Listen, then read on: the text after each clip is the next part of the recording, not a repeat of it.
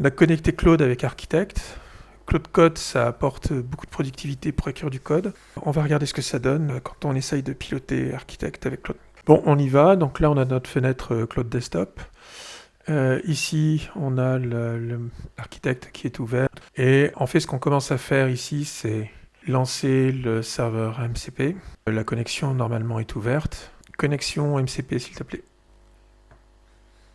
Je pensais à un petit exemple CubeSat que tu trouves sur Internet. Un petit exemple CubeSat.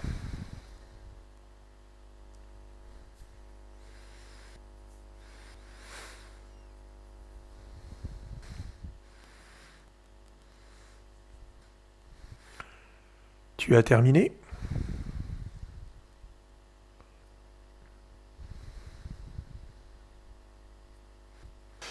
Alors, on fait stop ici.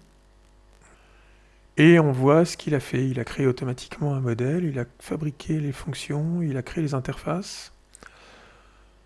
Et on arrive à faire ça depuis assez longtemps avec des agents. La nouveauté, c'est qu'on peut le faire de manière incrémentale. Avec Claude, on peut lui demander de faire évoluer le modèle ensuite. Donc ça fonctionne un peu comme ce qu'on peut faire sur le code. Voilà, donc on est parti de rien, on a été chercher des données, et on s'aperçoit que il a été capable de nous proposer une décomposition système qu'il a expliqué et qu'il est capable de documenter. Ok, première expérimentation de l'interface Claude avec un petit modèle architecte.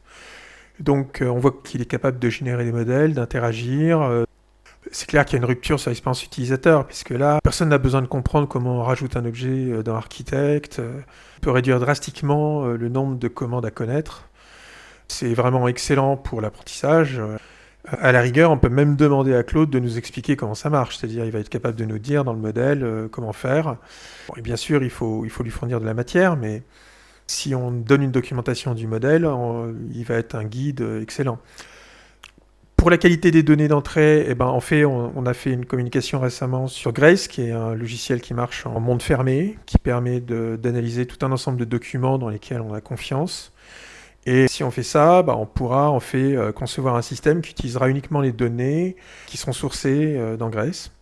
C'est clair qu'il y a aussi un changement d'échelle sur les productions, c'est-à-dire aujourd'hui quand on fait une génération de doc, on écrit un script Python, maintenant on va pouvoir demander à Claude de le faire pour nous. Voilà, donc les bases sont là, ça change quand même sérieusement la manière de modéliser.